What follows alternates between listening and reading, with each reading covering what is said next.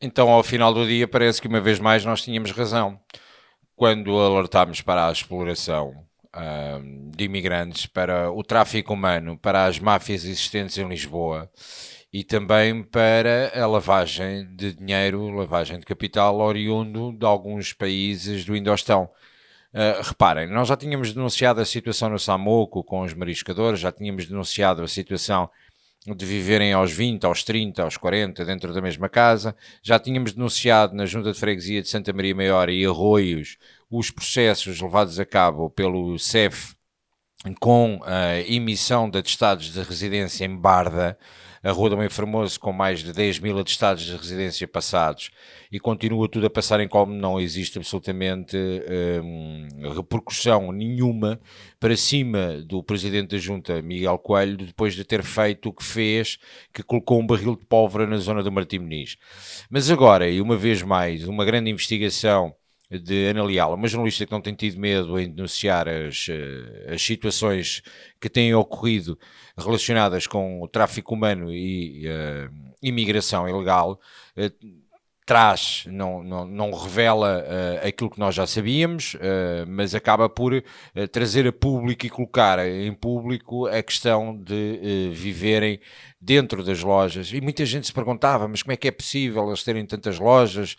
Porque é que têm as lojas abertas a noite toda? A questão das lojas de conveniência, aquele não se vê ninguém ali dentro. Obviamente não se vê ninguém ali dentro porque grande parte destas lojas não servem para mais nada a não ser para, por detrás da cortina, acabar por ser uma zona de residência onde exploram uma série de pessoas para viver dentro das lojas, e as lojas têm pessoas a viver lá dentro, servindo quase como um hotel.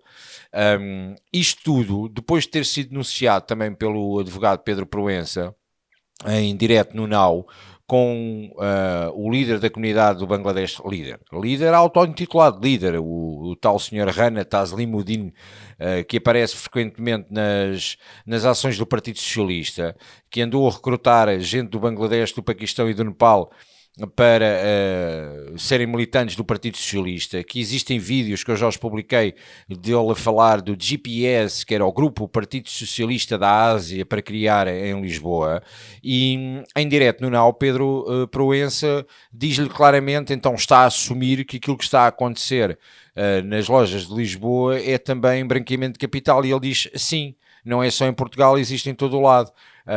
Sabemos inclusive que os países de origem desta gente está muito preocupada da forma como tudo isto está a acontecer. Mas isso eu estou-me a borrifar para isso. A mim o que me interessa é claramente a invasão silenciosa.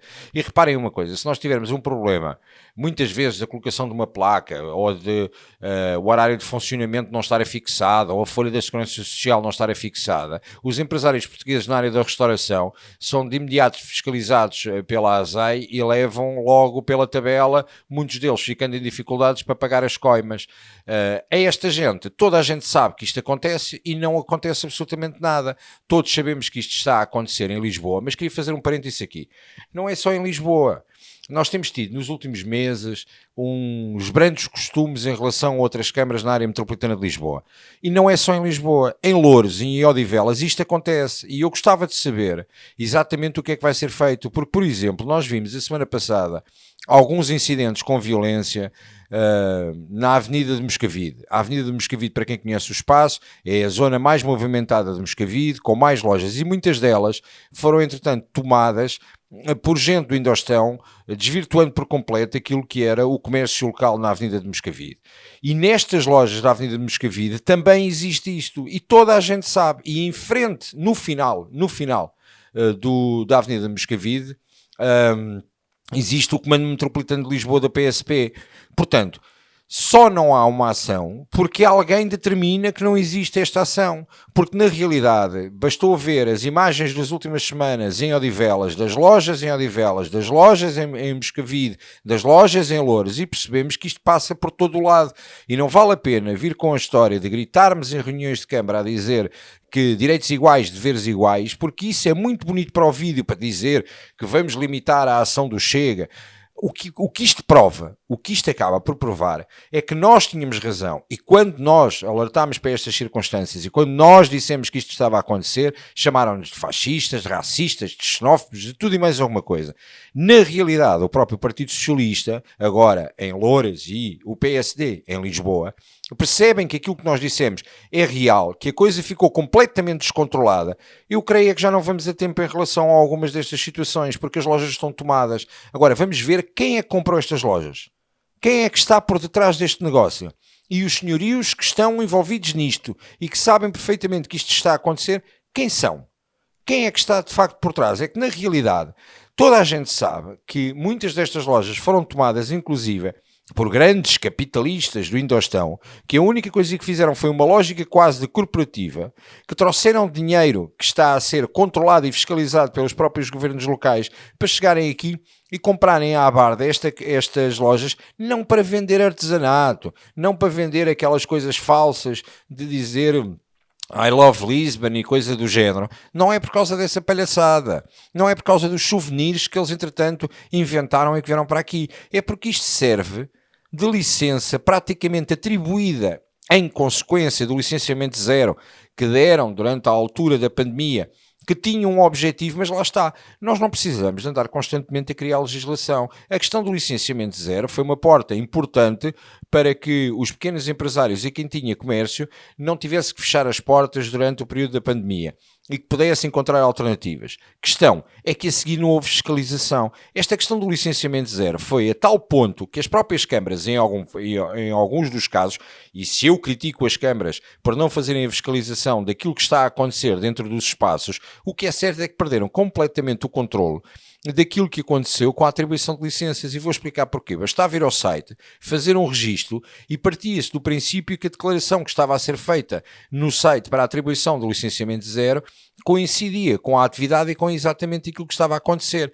Como não existem meios de fiscalização por parte das câmaras, cada um restou no que queria, mas depois nem sempre abriu aquilo que estava licenciado. Um exemplo claro foi o licenciamento zero atribuído, por exemplo, e agora numa área completamente dispar, atribuído a parques de estacionamento na zona do Prior Velho, em Loures, e recordam-se certamente, há uns meses atrás temos tido um acidente na cobertura de um edifício que queimou 200 carros, que ainda hoje está para resolver e que a Companhia de Seguros agora vem dizer que a responsabilidade é dos bombeiros voluntários a tentar imputar a responsabilidade dos bombeiros voluntários de Loures, ao dizer que não tem nada a ver com aquilo e tenta fugir à responsabilidade do pagamento dos seguros das pessoas que foram viajar e que deixaram ali as viaturas. Mas retomando às lojas, as lojas foram licenciadas à barda, ninguém foi analisar absolutamente nada, e mesmo no pós-pandemia não existe fiscalização por parte da Câmara. Nem todas as câmaras têm polícia municipal, nem todas as polícias municipais têm gente suficiente para poder fiscalizar. Existem limitações à atuação da polícia municipal, é necessária a intervenção da ASAI, e a ASAI é um órgão de polícia criminal, para quem não sabe. Nos 40 e tal órgãos de polícia criminal que existem em Portugal, um deles é a ASAI. E, portanto, ficamos aqui limitados quando sabemos que existe gente ali a ser explorada, gente a viver em condições de terceiro mundo, gente que existe claramente máfias por trás disto e ninguém faz absolutamente nada. Eu estou expectante, depois do que Ana Leal, e muito bem, colocou na televisão portuguesa de denúncia daquilo que inclusive nós já tínhamos alertado, já há anos que andamos a alertar esta situação. Estou expectante para ver a atuação do Presidente da Câmara de Lisboa, Carlos Moedas, do Presidente da Câmara de Loures, do Presidente da Câmara de Odivelas, e perceber exatamente o que é que vão fazer, fora depois aquilo que acontece noutras câmaras municipais, nomeadamente Câmara Municipal de Almada. Querem ir visitar a rua principal da Costa de Caparica e entender o que ali está a passar?